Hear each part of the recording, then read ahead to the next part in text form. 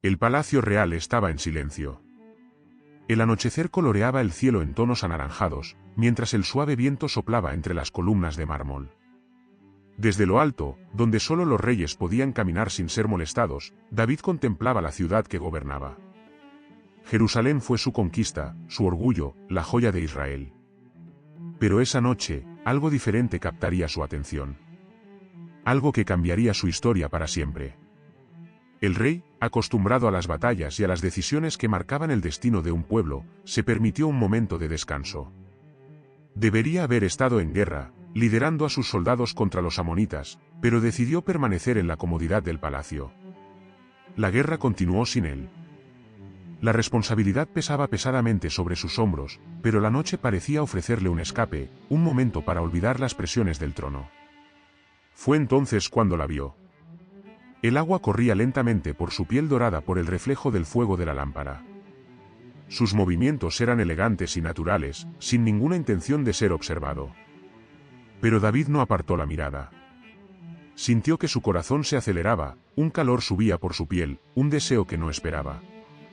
El hombre que se había enfrentado a gigantes, gobernado con justicia y compuesto canciones para el Señor ahora estaba dominado por un impulso primordial. Betsabé era hermosa.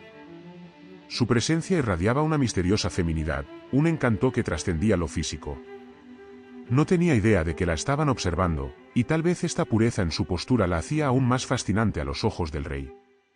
David, el hombre conforme al corazón de Dios, se enfrentó a una elección. El palacio, que alguna vez fue un refugio, ahora parecía una prisión. El silencio de las paredes resonó dentro de su mente, enfrentándolo a una guerra diferente a la que estaba acostumbrado a pelear. Podría regresar a su habitación, borrar esa visión de su memoria y buscar refugio en la presencia de Dios, como tantas veces lo había hecho en momentos de debilidad. Pudo apartar la mirada y recordar que aquella mujer pertenecía a otro hombre. Pero la semilla ya estaba plantada. Sin dudarlo, David llamó a uno de sus siervos. La voz del rey, normalmente firme, sonó diferente cuando dio la orden. Averigua quién es esa mujer. El sirviente obedeció prontamente. No pasó mucho tiempo para regresar con la respuesta que debería terminar allí mismo esa historia. Su nombre es Betsabé, hija de Eliam, esposa de Urías elitita. Un nombre. Un origen. Un vínculo sagrado. Ella no era una mujer cualquiera. Ella estaba unida a otro hombre, uno de sus guerreros, uno de los valientes que arriesgaron sus vidas en el campo de batalla mientras él, el rey, descansaba en su palacio. El corazón de David se sintió pesado. Pero en lugar de alejarse del peligro, se acercó. La pasión venció a la razón y se dio una segunda orden. Tráemela. La noche que comenzó con una mirada terminaría con un error que resuena durante generaciones. El palacio estaba en silencio cuando llegó Betsabé. Las antorchas iluminaban los pasillos, proyectando sombras alargadas sobre las paredes de piedra. Su corazón latía rápido, pero su expresión permanecía serena. Una citación del rey no era común y sabía que no podía negarse. Mientras caminaba hacia los aposentos reales, cada paso parecía pesar más que el anterior. Su marido, Urías, estaba lejos en el campo de batalla, luchando bajo las órdenes del mismo rey que ahora la llamaba. No sabía el motivo de la citación, pero por dentro sentía que nada volvería a ser igual que antes. David la estaba esperando en su habitación, solo. Cuando la vio cruzar la entrada, su mirada captó cada detalle de esa mujer. Betsabé era diferente de las demás mujeres del palacio. Había un misterio en ella, una presencia casi hipnótica.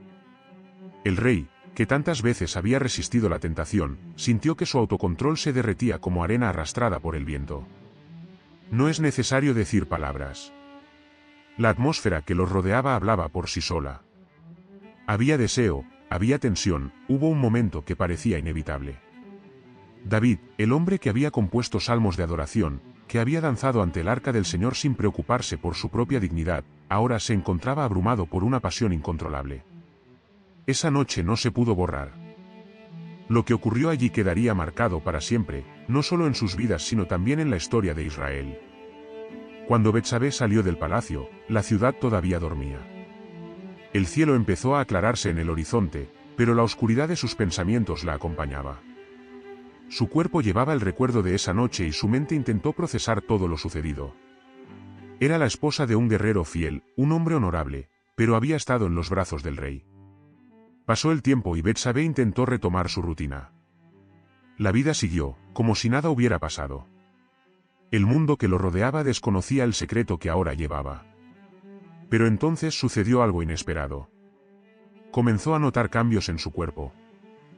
El cansancio, las náuseas, las señales que toda mujer conocía. Se confirmó lo inevitable, estaba embarazada. La noticia la golpeó como un trueno. ¿Cómo podría ocultarlo? Urías había estado en el campo de batalla durante meses. No había forma de justificar el embarazo sin que todos supieran la verdad. Su vientre pronto se convertiría en la prueba viviente de algo que nunca debería haber sucedido. El corazón de Betsabé se hundió. Su nombre, su honor y su vida estaban en juego. Pero había alguien en una situación aún más delicada que la de ella. Debe. La información llegó al rey, y en ese momento supo que su error ya no podía ser ignorado. Lo que pasó entre él y Betsabé había estado oculto detrás de 4 paredes, pero ahora estaba a punto de hacerse público. El rey de Israel, el hombre conforme al corazón de Dios, necesitaba tomar una decisión. Y fue en ese momento que, en lugar de buscar el arrepentimiento, David eligió el camino del ocultamiento. No permitiría que el escándalo saliera a la luz. Encontraría una solución. Lo que sea necesario. David caminaba de un lado a otro dentro de sus habitaciones. Su mente estaba inquieta, su respiración era irregular. El rey, que ya se había enfrentado a ejércitos y naciones sometidas, ahora se encontraba frente a una batalla diferente. Una guerra silenciosa, librada no con espadas sino con secretos. Betsabé estaba embarazada y el tiempo no jugaba a su favor. Si no encontraba una solución rápidamente, todo llegaría a un punto crítico. No había manera de ocultar el hecho de que el hijo no era de Urías. El marido de Betsabé había estado fuera durante meses, luchando en el ejército israelí. Si se descubriera la verdad, la reputación de la mujer quedaría arruinada. Pero no era solo su honor el que estaba en riesgo. El propio nombre de David quedaría empañado para siempre. El rey de Israel, el elegido de Dios, el compositor de los salmos, reducido a adúltero. Necesitaba actuar. Y su mente, vencida por la desesperación, encontró un plan. Si Urías regresaba a casa, podría acostarse con su esposa y todos creerían que el niño era suyo. Fue sencillo. Fue efectivo. Fue una mentira. Sin perder tiempo, David envió un mensaje urgente al comandante del ejército, Joab. Enviar a Urías de regreso a Jerusalén. El soldado no cuestionó la orden. ¿Cómo podría? Cuando llegó la convocatoria del rey, lo único que quedaba era obedecer. Urías regresó a la ciudad sin saber lo que le esperaba. Cuando se presentó ante el rey, encontró a un hombre que le hablaba palabras amables pero cuyo corazón ocultaba oscuras intenciones. ¿Cómo va la guerra, Urías? ¿Cómo están los soldados? El guerrero, leal como siempre, respondió con respeto, informando de los avances en el campo de batalla. Pero, para su sorpresa, David le hizo una propuesta inesperada. Vuelve a casa esta noche. Descansar. Disfruta de tu esposa. Urías se sorprendió. Era inusual que un soldado en servicio fuera liberado de esta manera. Pero, sin hacer preguntas, abandonó la presencia del rey. David observó mientras se alejaba. Su plan estaba funcionando. En poco tiempo todo estaría resuelto. Pero al día siguiente llegó a sus oídos una noticia sorprendente. Urías no volvió a su casa, mi señor. Dormía a la entrada del palacio con los guardias. A David se le heló la sangre. ¿Cómo? ¿Por qué? Llamado nuevamente a la presencia del rey, Urías explicó su razón con una convicción que solo aumentó el peso sobre la conciencia de David. Mi señor, el arca de Dios y los soldados de Israel están en el campo de batalla. ¿Cómo puedo volver a casa, comer, beber y acostarme con mi esposa mientras mis hermanos pelean? El corazón de David se hundió. Urías era un hombre justo. Honrado. Leal. Todo lo que, en ese momento, él mismo no estaba siendo. Pero no me rendiría tan fácilmente. Todavía había otra manera de asegurar que Urías regresara a casa. Esa noche David lo llamó a un banquete y lo hizo beber hasta emborracharse. Si la razón no lo convenciera, tal vez el vino le haría olvidar su devoción. Sin embargo, una vez más Urías frustró los planes del rey. Aunque estaba borracho, no regresó a casa. Volvió a dormir entre los guardias de palacio. David sintió que la desesperación crecía dentro de él. Lo que empezó como un desliz se había convertido ahora en una crisis fuera de control.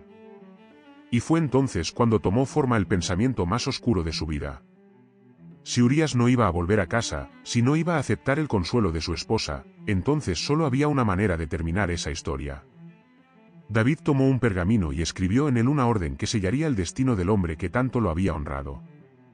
Pon a Urías en el frente de la batalla más intensa. Y cuando la pelea esté en su apogeo, retírate, dejándolo en paz. El rey selló el mensaje y se lo entregó al propio Urías. El guerrero partió para regresar al campo de batalla sin imaginar que llevaba en sus manos la sentencia de su propia muerte. El campo de batalla era un paisaje implacable. El polvo se mezcló con la sangre de los guerreros y los gritos de guerra resonaron por todo el valle. Urías, como siempre, estaba en primera línea, blandiendo su espada con destreza y coraje. No sabía que esta batalla no era solo contra los amonitas, sino contra una orden secreta que había sellado su destino incluso antes de que su espada se encontrara con el enemigo. Joab, el comandante del ejército, recibió el mensaje del rey e inmediatamente entendió lo que se esperaba de él. No hizo preguntas. Él no lo cuestionó. Él simplemente obedeció. Así era la naturaleza de la guerra y la política. Las decisiones a menudo se tomaban no solo en el campo de batalla sino también en los pasillos del poder. Cuando los amonitas se atrincheraron cerca de las murallas de la ciudad, Joab vio la oportunidad perfecta. Ordenó a Urías y a algunos otros soldados que avanzaran contra la posición enemiga. El ataque parecía estratégico, pero ocultaba algo más oscuro. En el momento en que la batalla llegó a su clímax, Joab dio la orden fatal: las tropas se retirarían. Todos, excepto Urías.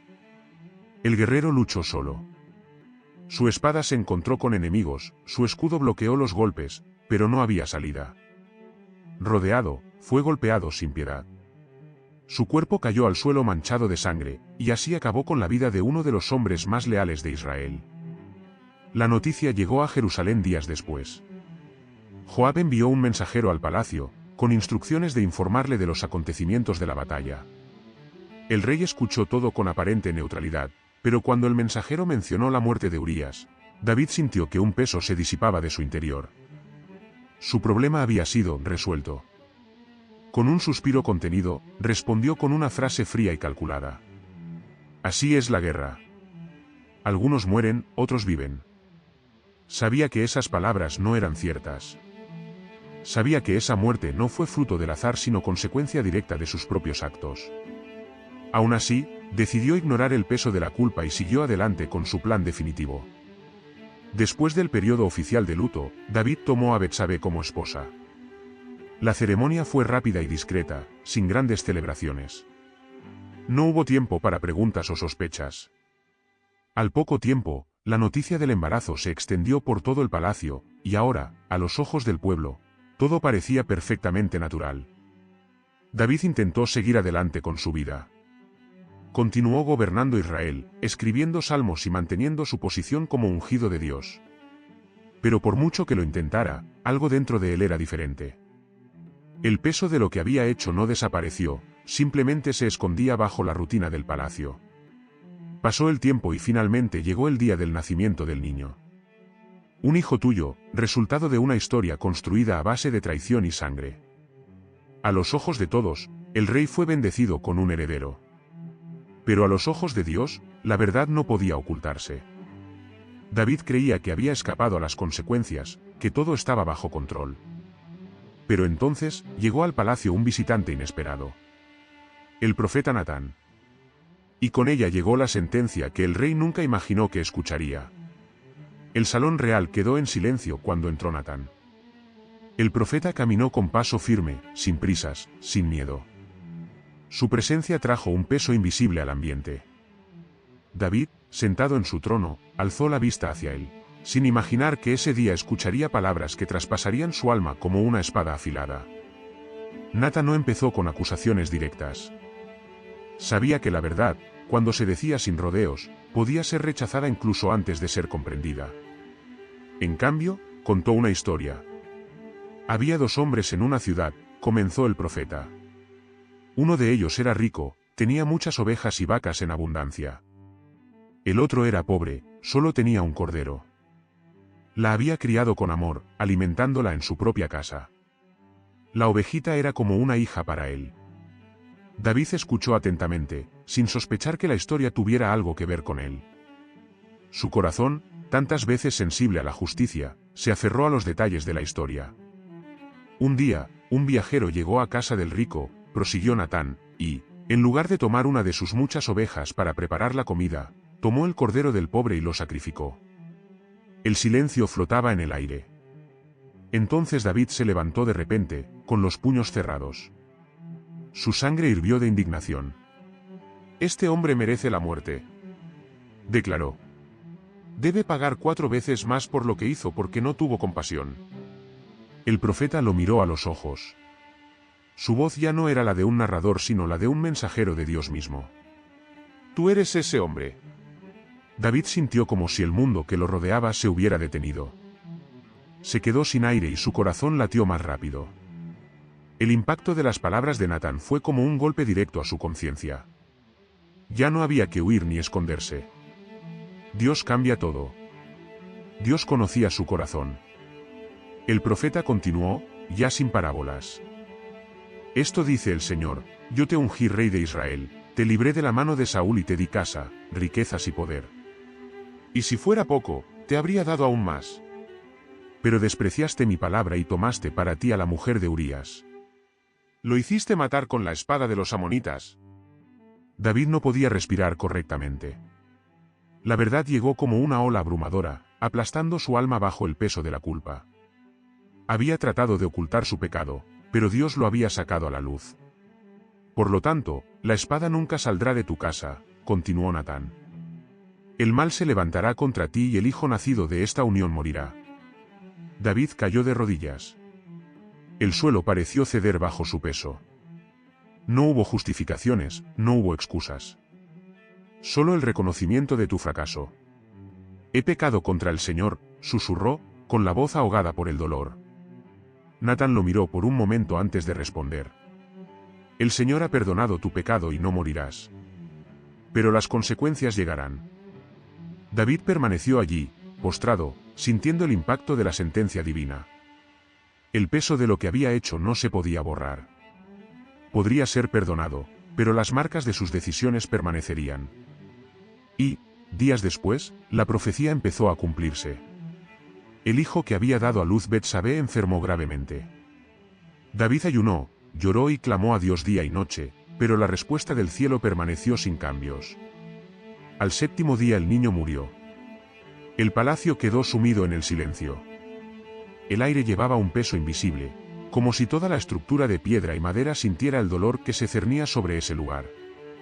David permaneció postrado en tierra, con la túnica arrugada y el rostro marcado por el ayuno y las lágrimas. Durante 7 días no comió, no descansó y no encontró refugio más que en incesantes súplicas. Pero ahora todo había terminado. Los sirvientes se miraron unos a otros, vacilantes. Ninguno de ellos tuvo el coraje de hablar. El niño había muerto.